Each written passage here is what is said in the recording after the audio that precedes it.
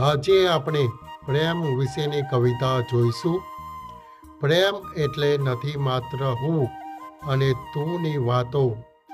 પ્રેમ એટલે સાથે મળીને ગાળેલી સોનેરી રાતો. નથી જોઈતું મારે આખું આકાશ તારા વિના, બસ તારી આંખોમાં દેખાય મારો વાસ. એ જ પ્રેમના ચિહ્નો.